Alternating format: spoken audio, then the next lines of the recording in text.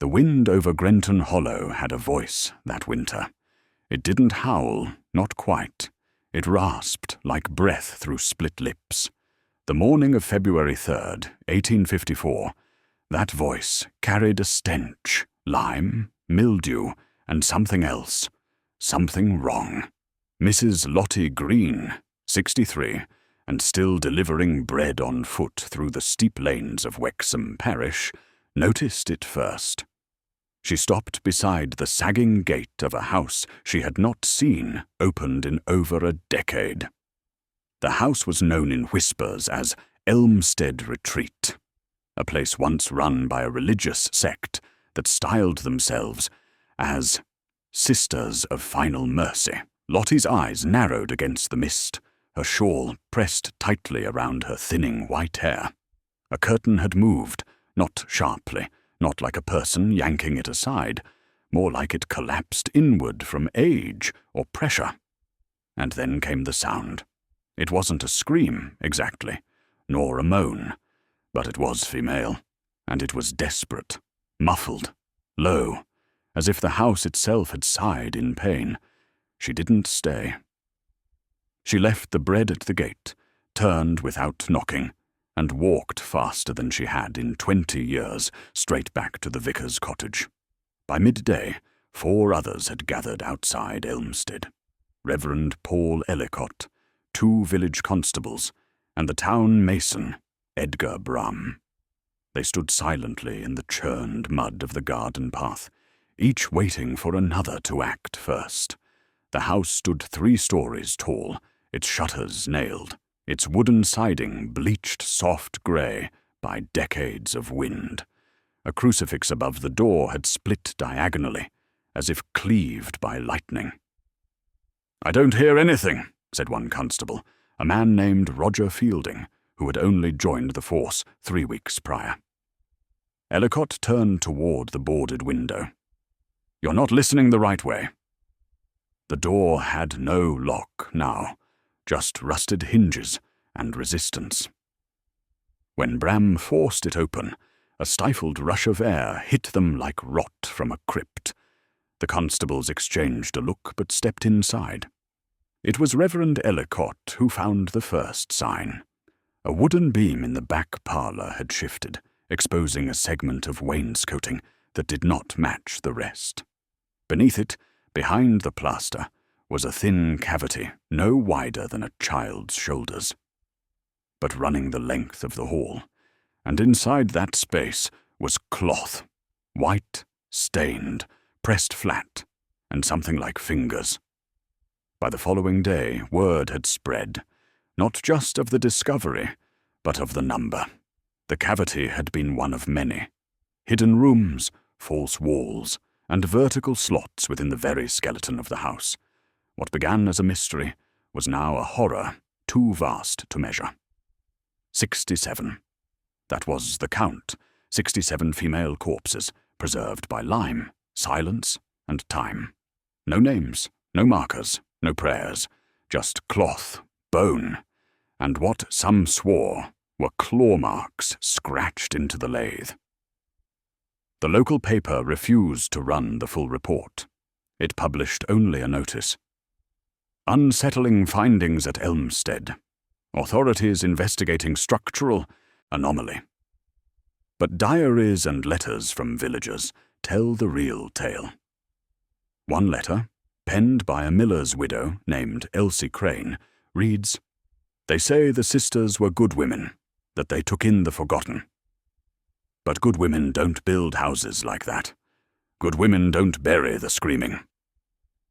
Some of the women were children, others elderly, all of them dressed in modest linen gowns with no shoes, no underthings, and no trace of outside dirt on their feet. No injuries, no bruises, just clenched jaws. Some skeletons were found with their hands bound in prayer. Others had their mouths stuffed with wax. At the edge of the property, a small wooden sign had been planted in soil so dry it cracked when touched. No one remembered it being there before. It read, Mercy is the silence of the chosen. And beneath that, in smaller script, almost invisible, Mother Agatha. None of the villagers remembered meeting a Mother Agatha. Yet over the coming weeks, her name would haunt sermons, dinner tables, and the dreams of anyone who stepped inside the house. Some claimed they could still hear the walls inhale. Others, mostly children, began to mimic the way they thought the women must have died, pressing themselves between trees, smearing chalk on their lips, playing a game they whispered as mercy. What no one could explain was this: every room in Elmstead had 3 locks, not outside, but inside, and all of them were open. There was no rain that week, yet the town of Wexham seemed perpetually damp, its people too quiet, its windows shuttered earlier than usual, and its routines subtly rearranged. The grocer left deliveries by doors instead of knocking. Children were no longer seen along the hedgerows. At the heart of the village, the bells of St. Bartholomew's rang daily. But no one could recall who had rung them. The discovery at Elmstead Retreat had pierced the town's rhythm like a cracked note in a hymn. Yet, even as reports trickled in, something stranger unfolded. No one seemed truly surprised. "It always felt wrong, that place," muttered Davy Lyle, owner of the blacksmith shop on Cradle Lane. He had been 6 years old when the Sisters of Final Mercy arrived in 1839. 3 women in grey robes who said little and asked even less. They purchased the estate from the Langford family, who'd vacated abruptly after what was described in passing as a family collapse. There was a stillness, Lyle added, staring into his forge like he expected something to emerge from the coals. Not peace. Stillness, like a breath being held. At the apothecary, Mrs. Geraldine Frey dusted off an old ledger from beneath the counter. Her ink-stained hands trembled only slightly as she traced a name last written in April of 1842. Miss Temperance Wilkes, tonics for nervous temperament, recurring nightmares. She was 15, Frey said. Her father brought her in every other Tuesday. One day he came alone and said she'd been taken into Mercy. I asked if she'd passed. He said no, she was saved. The word saved hung in the air, with weight heavier than grief. It suggested a finality, but not death. Not exactly. Reverend Ellicott, too, began collecting names. He started with burial records from the parish archive, dates between 1839 and 1854. The sisters were said to have run Elmstead for the vulnerable women of God. But no one in the church had been invited inside, nor were there any baptisms or funerals registered to their care. Yet Wexham's census rolls told another story. 1841 census, Wexham Parish House, number 92. Elmstead occupants, 14 women, aged 12 to 66. No surnames listed, all marked as domestic aid. 1851 census, omitted, not listed. It's like the house disappeared off paper, Ellicott remarked in a letter to the diocesan clerk, dated 12th February, 1854. And yet the candles still burned behind those windows. I saw them myself. Word spread faster than ink could catch it. Rumours blurred the line between memory and myth. One man, Thomas Orrell, a farmhand from North Row, claimed to have delivered fresh hay bales to the Elmstead barn in 1845. They paid in coin from the continent, he said, though he could not name the country. But the girls, they didn't speak. Didn't blink. Far as I recall, a retired teacher, Miss Arabella Finch, said she once received a letter inviting her to teach the rescued girls scripture. The letter bore no signature. She declined and burned it. I smelled wax on the envelope, she recalled, and something else. My dog wouldn't enter the house for days after I read it aloud. The town council met in private chambers on February 10th. Their minutes, later smuggled out by a clerk's apprentice, note the following. Unwise to pursue further excavation without containment. Fear of hysteria. Suggest sealing Elmstead under municipal authority and redirecting inquiry to London. But someone had already ignored that advice. 3 days later, a boy named Edward Hart was caught trying to enter the retreat. He'd been dared, he said, a cruel joke from schoolmates. They told him there were dolls inside, wax ones. He returned ashen, shaking, and mute. His fingernails had dirt beneath them, and a small linen scrap was found in his coat pocket. Upon it, stitched in red, I am not dead. He had no memory of how it got there. A letter, discovered 2 weeks after the incident, was found folded into the parish Bible. No one admitted placing it there. It was addressed simply, "To whom remains." We were told it was God's work, that silence was the proof of our salvation. We were promised light beyond the stone, warmth behind the wall. When the wax was pressed to our lips, we were told to breathe once, and only less more. But I have not yet died. My fingers still move. I hear the hymns, but they are not sung by angels. There was no signature. As the town strained to make sense of it all, 2 camps began to emerge.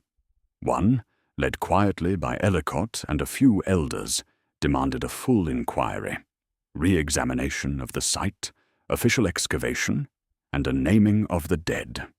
The other, more vocal, insisted the house be razed, salted, and forgotten. They were not of us, said Elias Bram, cousin of the mason. They came from elsewhere. Let them return to it, but records suggest many of the girls were local, vanished daughters of farmers, seamstresses, and tradesmen, taken quietly, not all at once, one every season, enough that no one saw the full picture, until now.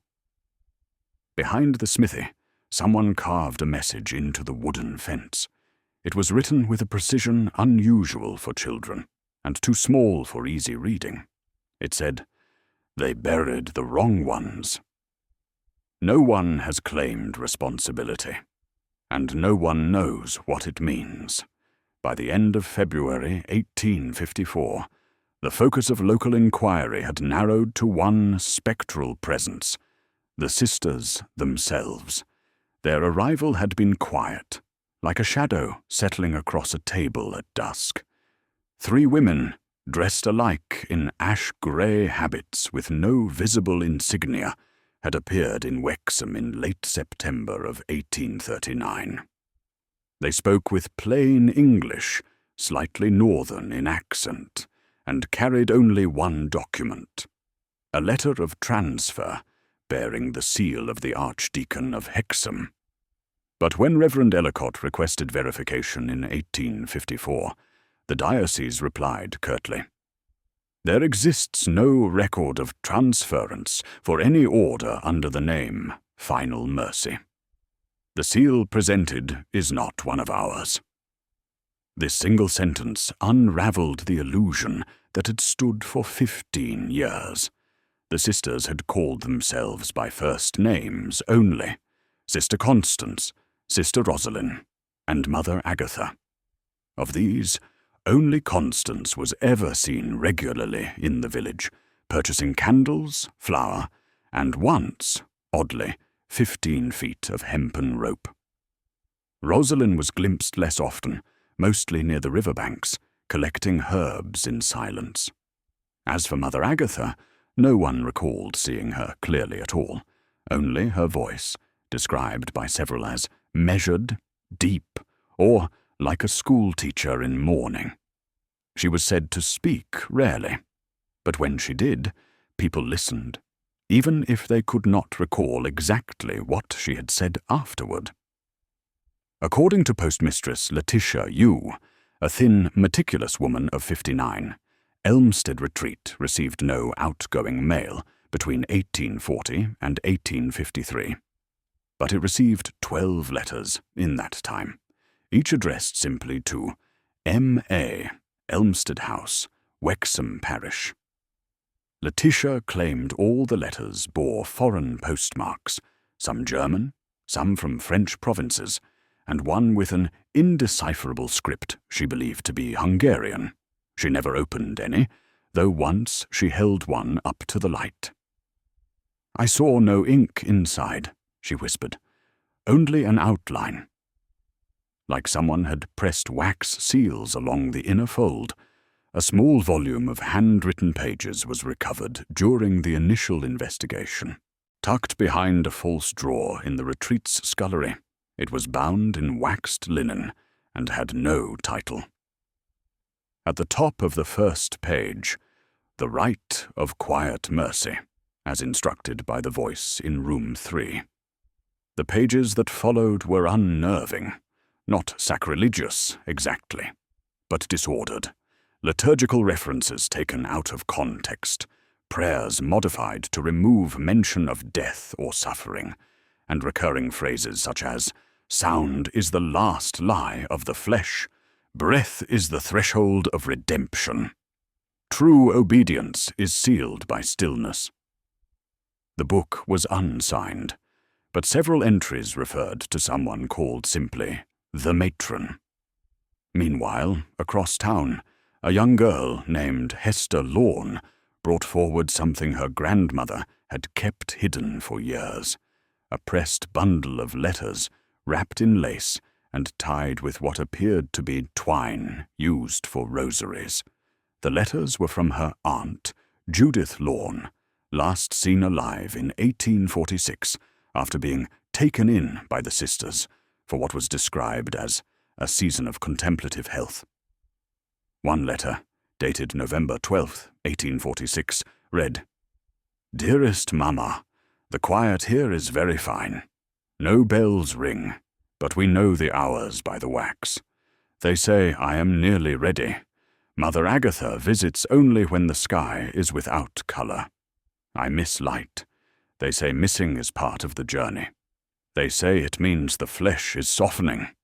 Another, undated but clearly later, simply said, "There was a girl who wept through the wall." Then she stopped. Now they call her prepared Judith was never heard from again. Constable Fielding, now assigned full-time to the Elmstead file, uncovered an anomaly in the property record.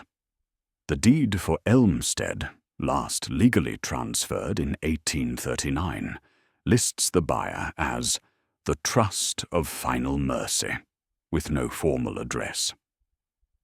The witness to the transaction was one Dr. Giles Fenwick, a physician from London who had vanished himself in 1843 following a medical ethics inquiry in Bloomsbury. Fenwick had once written a paper archived at the Royal Society, titled "On the Neurological Control of Sound in Post-Trauma Patients." The paper proposed that extended silence under physical restraint could lead to cleansing of maladaptive voice memory loops. It was discredited, but its references bore uncanny similarity to phrases found in the Sisters' Litany. That spring, as the snow thawed, a buried artifact emerged from the base of an elm tree behind the retreat. A child, digging for beetles, struck wood. What she found was a sealed box, small, no larger than a hat case. Inside were 7 bone rings. Each had been carved with initials and dates, all from the 1840s. None matched any known gravestone in Wexham or its surrounding parishes. But one, marked TH 1843, matched a name listed in the town's orphanage departure logs, Tabitha Horn, age 11, placed into religious refuge the summer of that year. No further record exists. The last confirmed sighting of any sister occurred in August of 1853. A peddler passing through claimed he saw a pale woman on the upper balcony of Elmstead, arms crossed over her chest, face upturned to the moon. He thought little of it until he looked again an hour later, and saw her still there, motionless, the same posture, the same sky. Unblinking. He left before dawn. Back in the town's archive, Reverend Ellicott found a curious note scribbled into the margin of a parish calendar from 1841. It had no attribution, just one line. Agatha is not her name. It is what they become. As winter deepened in 1854, no one in Wexham spoke the sisters' names aloud anymore, yet their presence lingered. In dreams, in breathless pauses during prayer, in the way people no longer trusted houses with too many corridors. A new superstition emerged. Villagers began placing beeswax discs above their door frames. No one admitted why, but quietly, one woman wrote in her journal, "They sealed the girls inside the walls because their cries could not be controlled. But what if the walls were not made to trap them, only to muffle them?" The first event that broke logic occurred not within Elmstead Retreat, but in the chapel that had once refused to name it. On March 2nd, 1854, during morning vespers at St. Bartholomew's, 8 parishioners reported hearing weeping from beneath the wooden floorboards. It began at precisely 7:14 a.m., just as Reverend Ellicott reached the phrase, "The body is a house of silence, but the soul must speak." The sound was not distant, nor imagined. Multiple accounts described it as wet, rhythmic, and unmistakably feminine. When the congregation searched beneath the pulpit, they found only dry stone foundations and centuries-old burial tiles, all sealed. No moisture, no entry point, and no explanation. 2 days later, a fire broke out in the Wexham Town Records Office. It did not burn hot.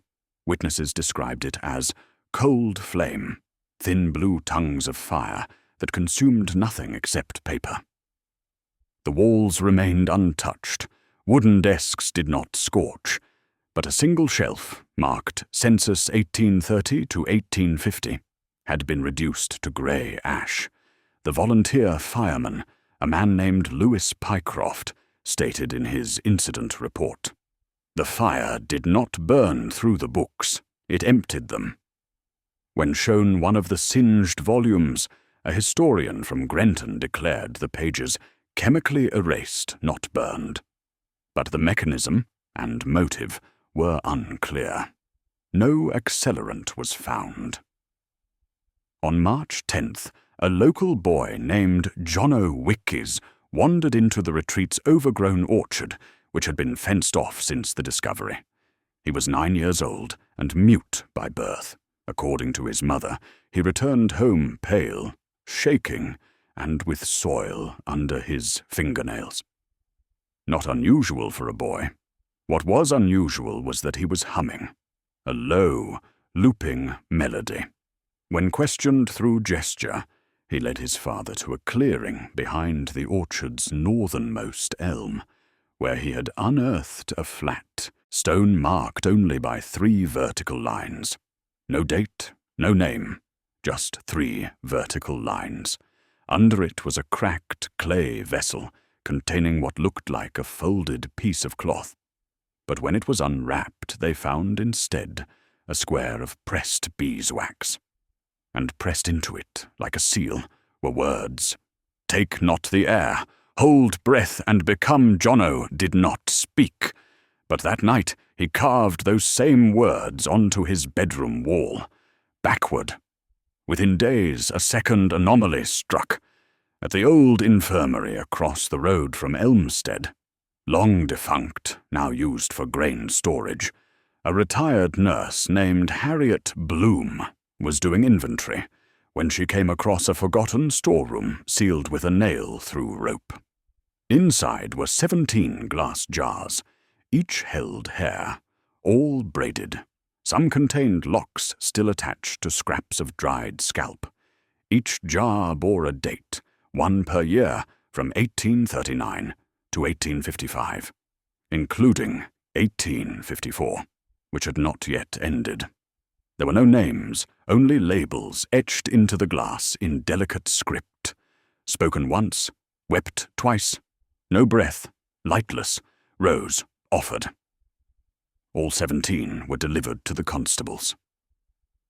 By morning, 3 jars were missing from the locked evidence cupboard. The key had not been moved. No sign of forced entry was found. As pressure mounted, Reverend Ellicott began compiling what he called the inversions. This term referred to moments, documented and verified, in which natural law seemed inverted following the retreat's discovery. A fire that froze wood but consumed ink. A child born with lungs intact but no breath reflex, who survived 8 minutes without oxygen.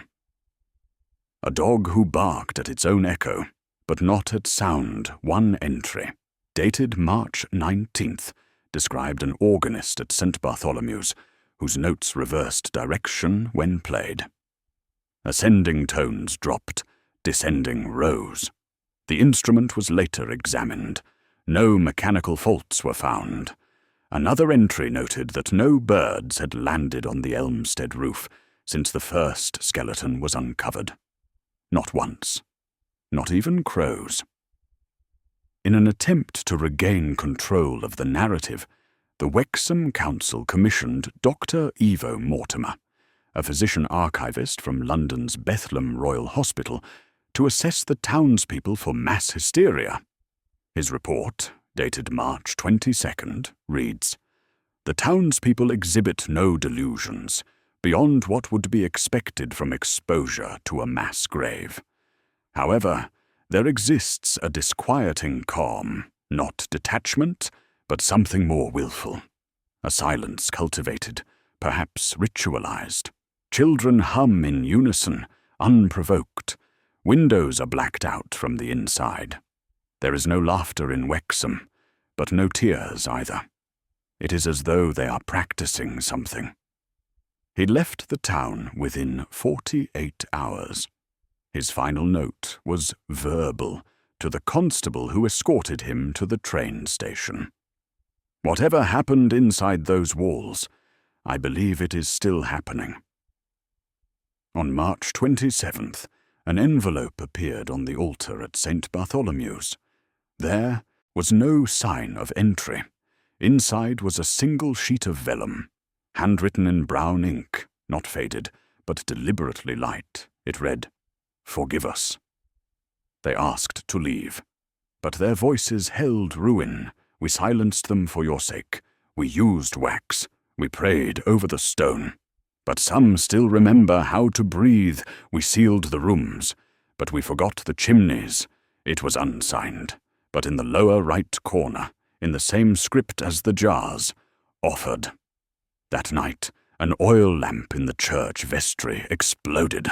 No fire, no ignition source, no glass shards, just a ring of black smoke on the ceiling, shaped unmistakably like a woman's open mouth.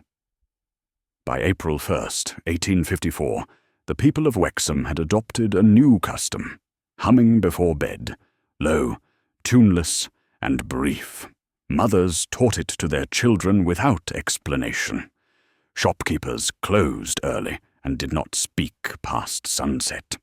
Even the vicar's wife, once skeptical of folkish indulgences, placed a wax seal over their chimney flue and began locking her wardrobe from the outside. It was not mass hysteria. It was preparation. because the retreat had started answering back. On the morning of April 3rd, the last mason assigned to the retreat's reboarding effort, a man named Silas Kern, failed to arrive at the town depot. He had been tasked with sealing the third-floor corridor, where a narrow shaft had recently been found behind a mirror frame.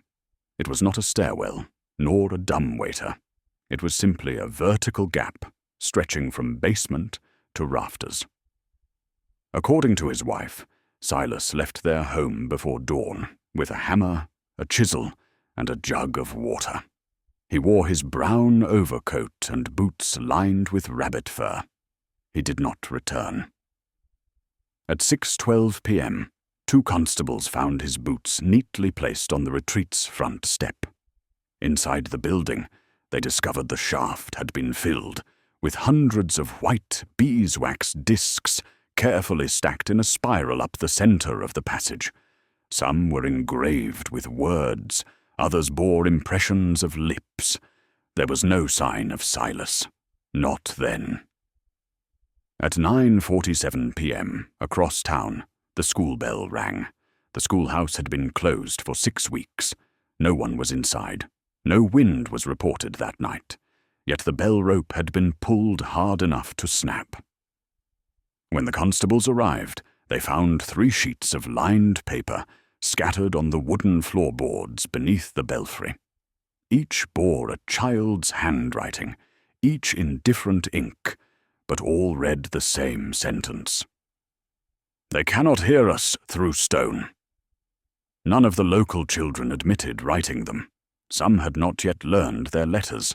The town began locking its school books in drawers. Fear bloomed at the seams, not loud, but insistent. Shopkeepers began hammering, closed their attic vents. 2 families left without notice. 1 man was found painting his windows shut with ash and rainwater, whispering that light bleeds sound. On April 6th, Reverend Ellicott hosted an emergency sermon. Only 11 people attended.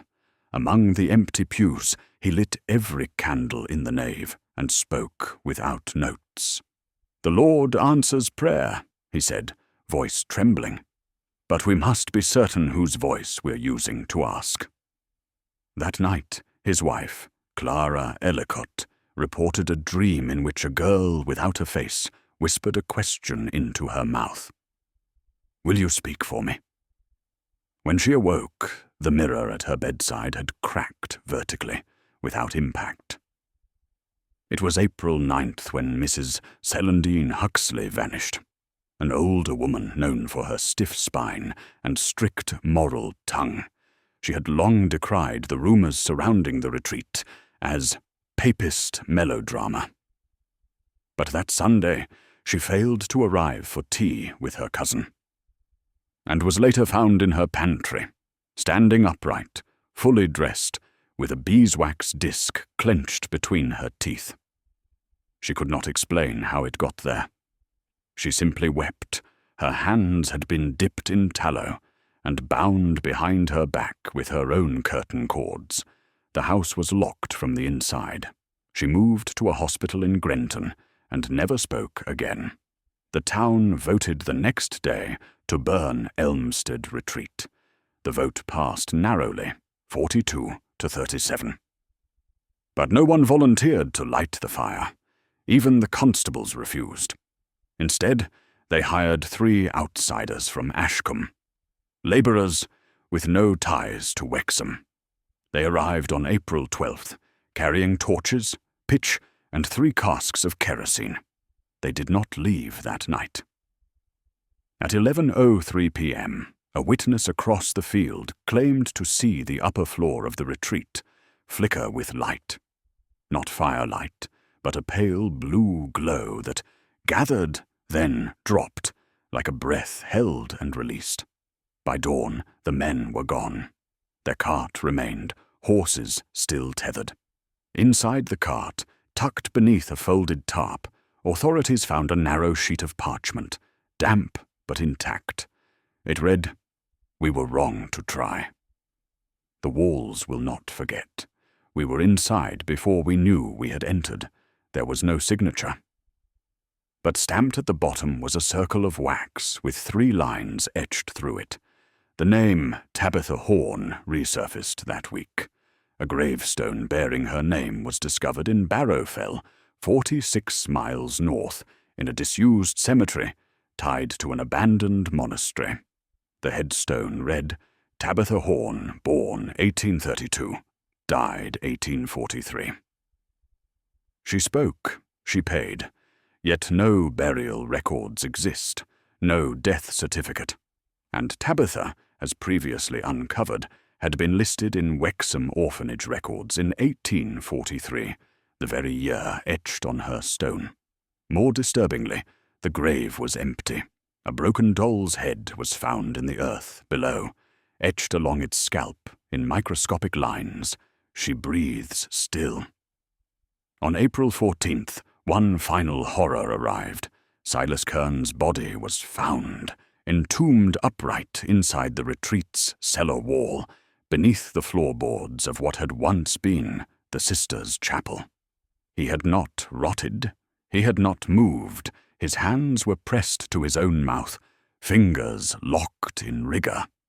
He was facing inward. Carved in, delicate script on the wall beside him. He listened too long. And above his head, placed neatly on a shelf of stone, sat his hammer, the handle wrapped in hair. By month's end, most of Wexham no longer spoke at all. A collective stillness had settled over the village. It was not silence by abstention, but by habit. Children no longer cried. Adults nodded instead of greeting. Even the sparrows no longer sang in the hedges near the retreat. And yet, each night, some claimed to hear voices in their chimneys. Faint at first, then clearer, until one phrase repeated, "The breath is the sin." The town has never formally recorded these accounts, nor has any academic paper verified them. But the evidence remains, in cracked mirrors, in scorched journals, in wax that keeps reappearing behind the wainscoting of homes built long after the retreat was sealed. The Wexham Historical Committee did not begin its formal investigation until 1891, nearly 4 decades after the Elmstead retreat was abandoned and quietly boarded by the county. By then, many of the original townspeople had died or relocated. The children who once hummed at night were adults now.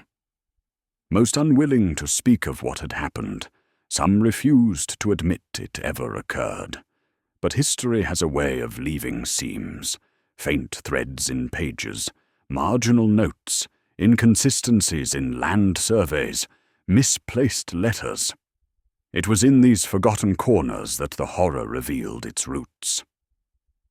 In early May of 1891, Dr. Edwin Darnley, a regional archivist and former lecturer at Durham, was cataloguing donation materials from a shuttered Grenton law office when he found a sealed wooden folio box. It bore no title, only a pressed symbol. 3 vertical lines. Inside, Darnley found a packet of correspondence tied in black ribbon and wrapped in aged muslin. The ink was faded, the handwriting small and angular, mostly Latin, some archaic English. One letter stood out.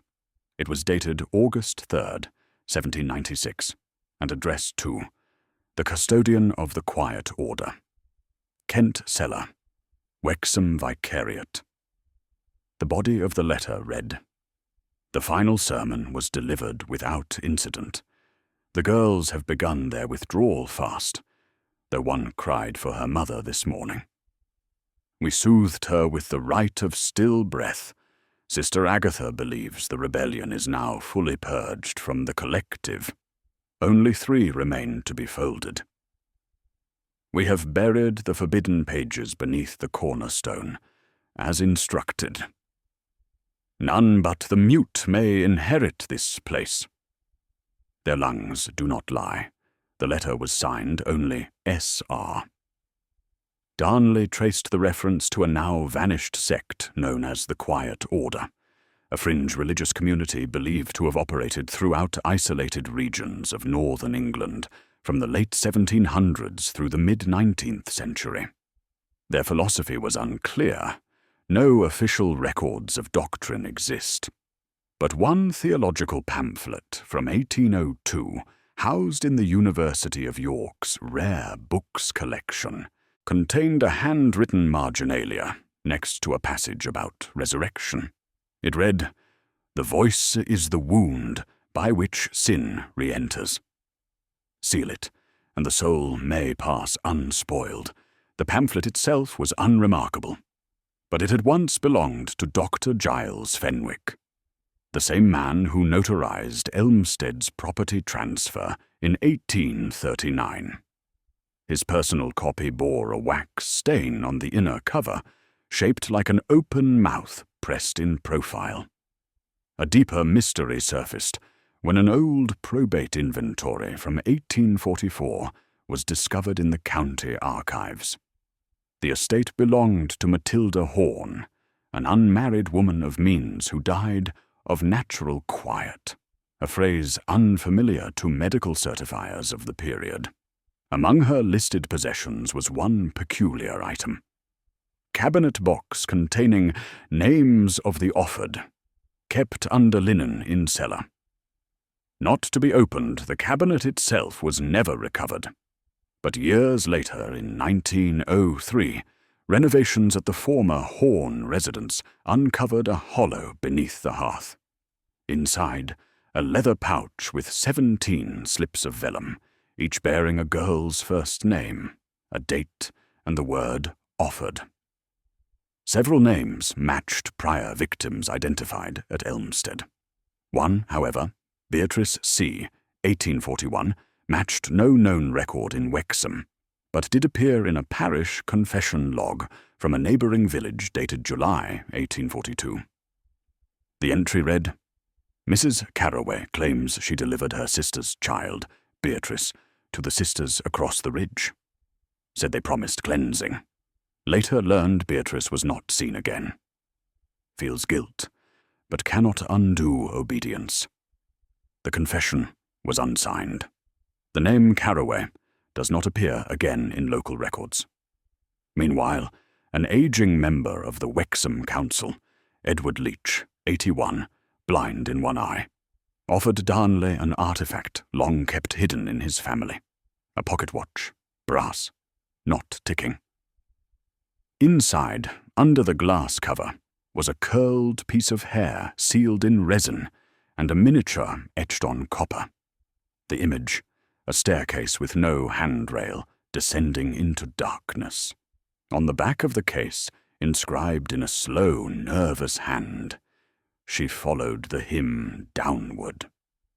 Leach claimed it had belonged to his grandmother's cousin, a girl named Mina, who had gone to study under the sisters and never returned.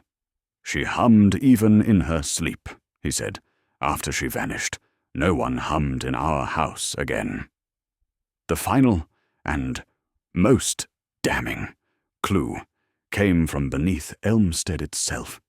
In 1908, the retreat's foundation was partially exposed during trenching for a new telegraph line. Labourers uncovered a brick vault sealed with plaster and lined with wax. Within the vault were 8 bound volumes, their spines labelled by year, 1839 to 1847. They were not diaries, nor ledgers. They were transcripts. Each page bore the date and time of an offering, followed by a description. March 5th, 1841. Eleanor C., age 15, asked to speak to her brother.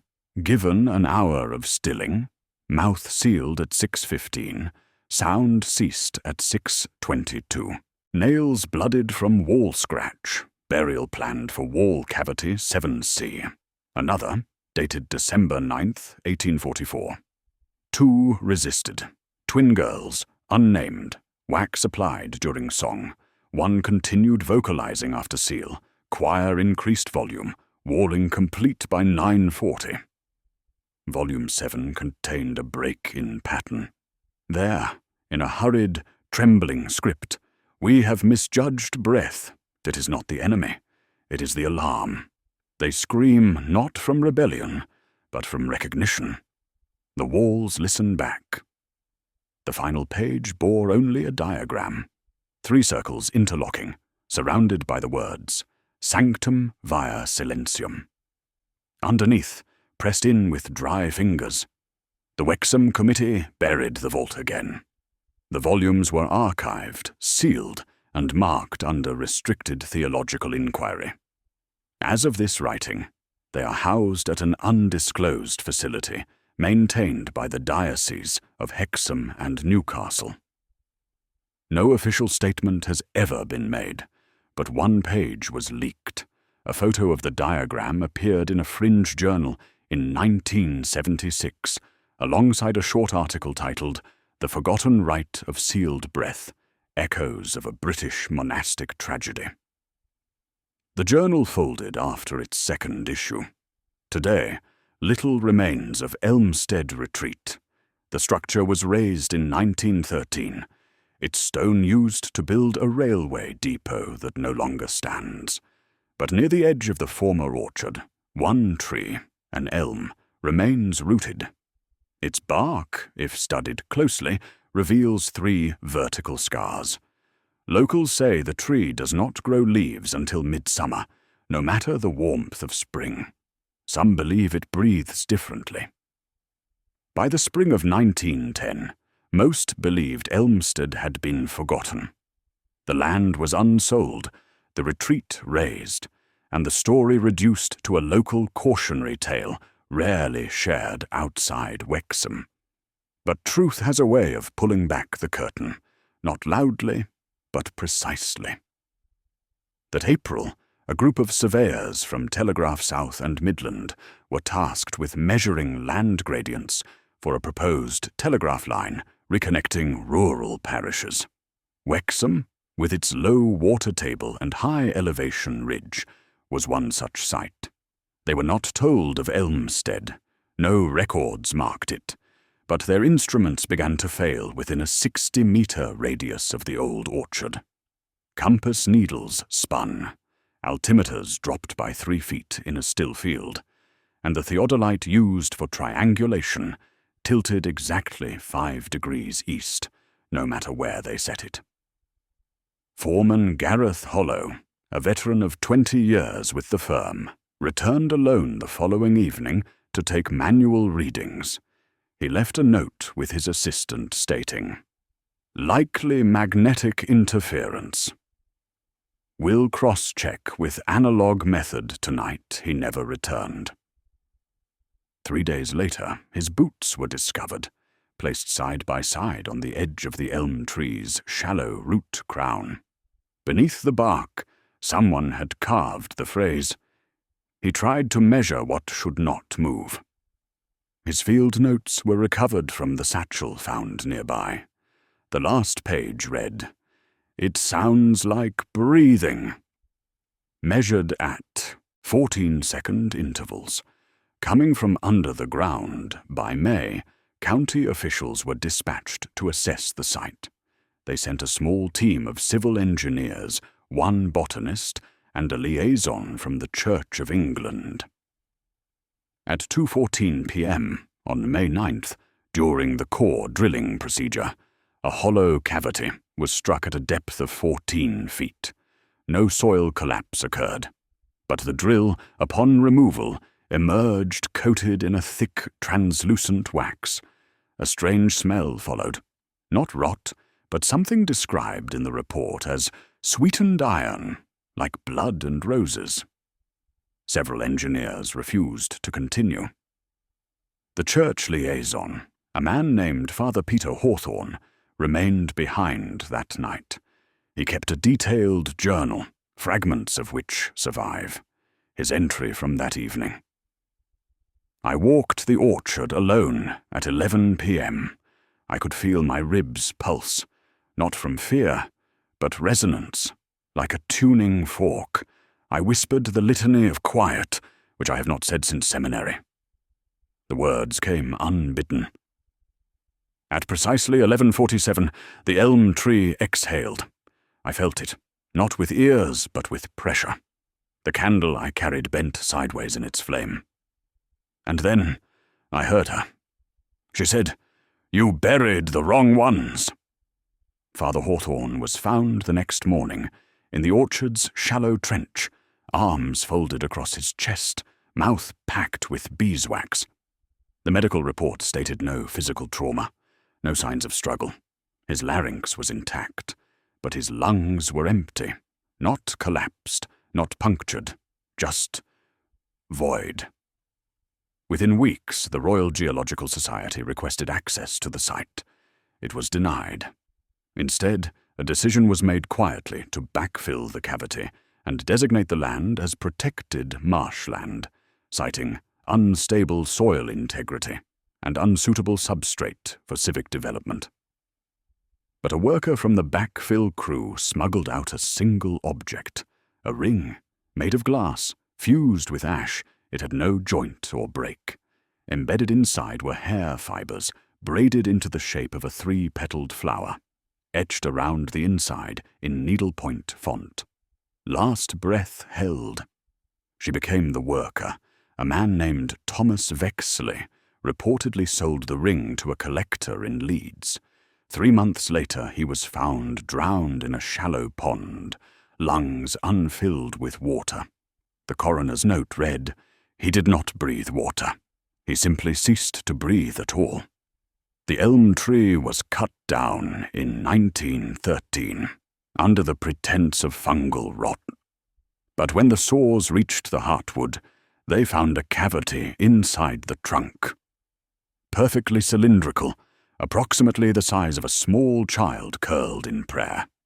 Inside was a folded linen smock, untouched by decay, pinned to it with a bone needle, a final note, handwritten in brown black ink, uneven and sloping. "We sealed the girls who screamed." But one never made a sound. She watched. She remembers. A railway depot was built over the foundation using stone from the retreat. It operated from 1914 to 1922. 7 conductors quit during that period. 2 reported hearing names spoken over the rails when no passengers were present.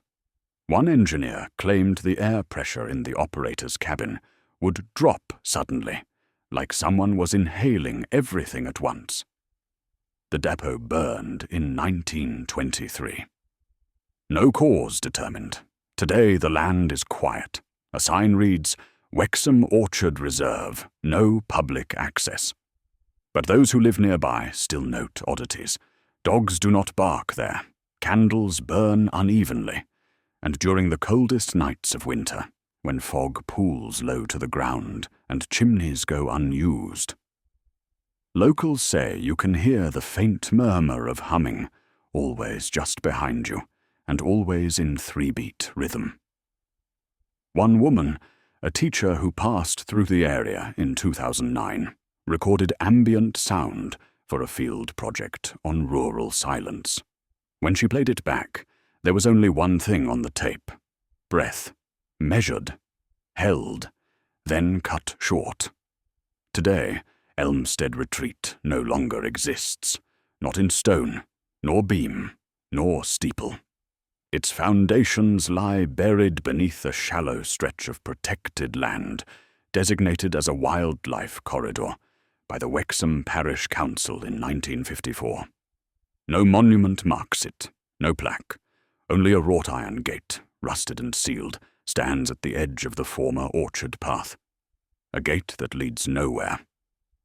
And yet, despite the disappearance of structure, the story persists. Not loudly, but insistently.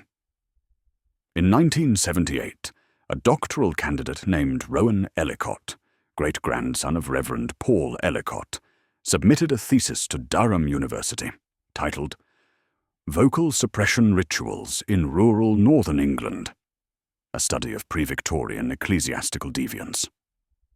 The thesis was rejected. Officially, it was dismissed on grounds of insufficient source attribution. Unofficially, it was due to the inclusion of unsanctioned transcripts. Entries Rowan claimed were taken from the sealed vault diaries recovered during the 1908 trenching. He cited a family key, passed down, that once opened a compartment beneath the old church lectern. That compartment, he wrote, had contained microfilm copies made before the diaries were removed. No such microfilm was ever found. Rowan disappeared in 1981 while hiking near the Pennines. His tent was found zipped from the inside, undisturbed. His recorder was recovered and catalogued by local authorities. The final entry was static, followed by a single whispered word: mercy.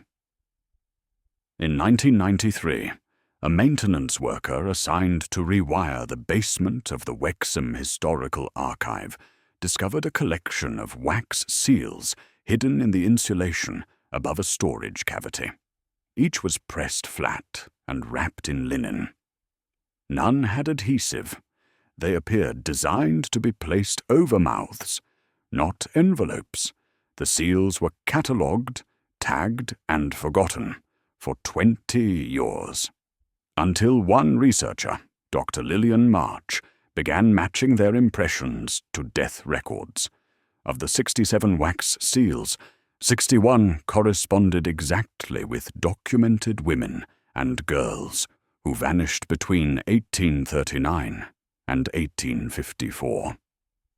The remaining 6 had no match. Instead, their impressions bore not letters, but symbols: a staircase, a closed eye, a treble clef, 3 vertical lines, an inverted chalice, a hand without fingers when Dr. March reached out to linguists and semioticians for analysis. Her communication ceased abruptly. She left her office the next morning without a word. Her voice, colleagues say, has not been heard since. She writes only on small scraps of wax paper.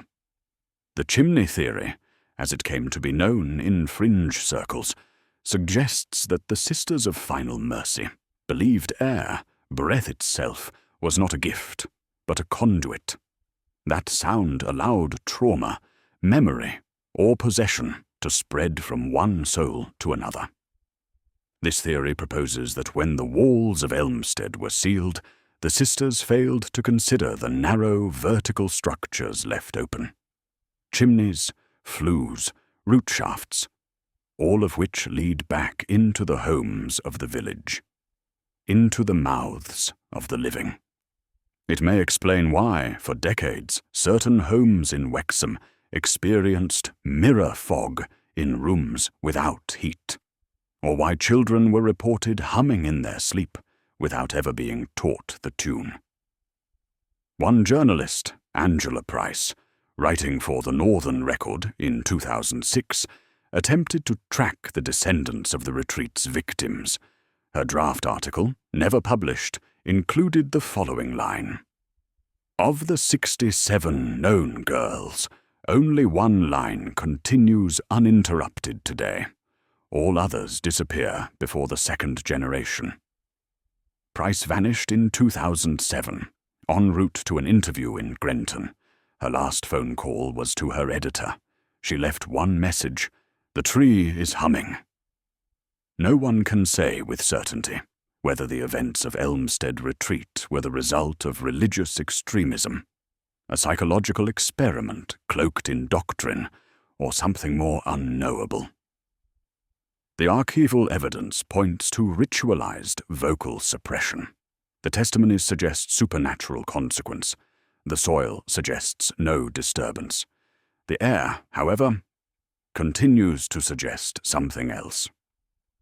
In 2021, a group of amateur researchers recorded ambient low-frequency sound near the site using subsonic mics. They filtered out wind, engine noise, and wildlife.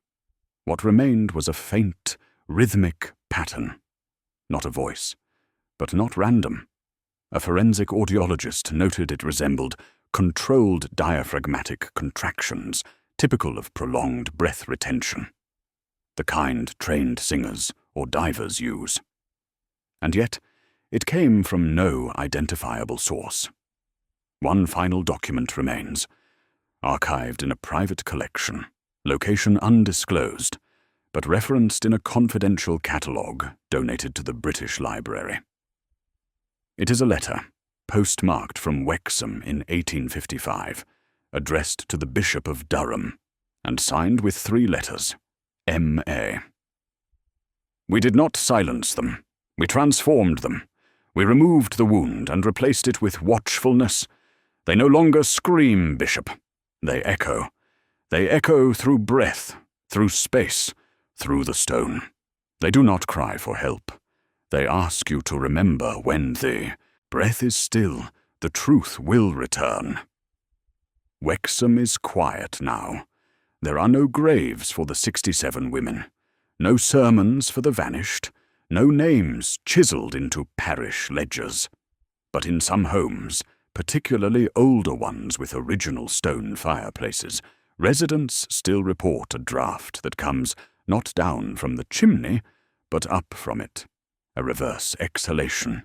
It carries no heat, only the faintest smell of wax, and sometimes beneath that, something else, linen, cold ash, and the soft rustle of a girl's breath held too long. Thank you for listening. If you believe this story should never be buried again, and you want to hear more like it, subscribe for future episodes that uncover the quiet horrors lurking just beneath history's surface. And ask yourself, when's the last time you listened closely to the silence inside your walls?